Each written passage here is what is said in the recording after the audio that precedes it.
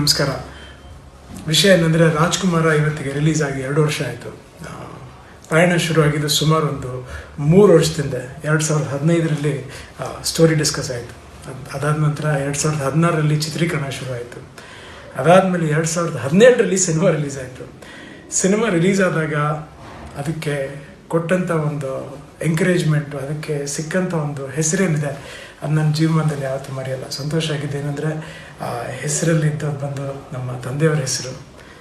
ಅದನ್ನು ಡೈರೆಕ್ಟ್ ಮಾಡಿದ್ದು ಬಂದು ಸಂತೋಷ್, ಪ್ರೊಡ್ಯೂಸ್ ಮಾಡಿದ್ದು ನಮ್ಮ ವಿಜಯ್ ಅವರು, ಒಂಬಳೆ ಸಿನಿಮಾ. ಮ್ಯೂಸಿಕ್ ಮಾಡಿದವ್ರು ಬಂದು ಹರಿಕೃಷ್ಣ. ಸೊ ಸಿನಿಮಾದಲ್ಲಿ ಎಲ್ಲದೂ ಎಷ್ಟು ಚೆನ್ನಾಗಿ ಬಂತು ಅಂದರೆ, ನೀವು ತೋರಿಸಿರೋ ಒಂದು ಪ್ರೀತಿ ವಿಶ್ವಾಸ, ನೀವು ಕೊಟ್ಟಿರೋ ಒಂದು ಮರ್ಯಾದೆ, ಎಲ್ಲ ಕಡೆ ಹೋದ್ರೂ ಏನು ಸಿಗುತ್ತೆ ಅದು ನನ್ನ ಜೀವನದಲ್ಲಿ ನಾನು ಯಾವತ್ತೂ ಮರೆಯಲ್ಲ. ರಾಜ್ಕುಮಾರ ಸಿನಿಮಾನ ಯಾವತ್ತೂ ಮರೆಯಲ್ಲ. ಬೊಂಬೆ ಹೇಳುತ್ತೈತೆ ಹಾಡನ್ನೂ ಯಾವತ್ತೂ ಮರೆಯಲ್ಲ. ಸೊ ತುಂಬ ಸಂತೋಷ ಆಯಿತು. ಸೊ ಈ ವಿಷಯನ ಶೇರ್ ಮಾಡ್ಕೋಬೇಕು ಅಂತ ಅನ್ನಿಸ್ತು. Thank you so much. ಎಲ್ಲರೂ ಇನ್ನೂ ಇವತ್ತು ಈ ಸಿನಿಮಾ ಬಗ್ಗೆ ಎಲ್ಲ ಕಡೆನೂ ಮಾತಾಡ್ತಿರ್ತಾರೆ, ತುಂಬ ಹೆಮ್ಮೆ ಅನಿಸುತ್ತೆ. Thank you Santosh, thank you Vijay sir, thank you Hari sir.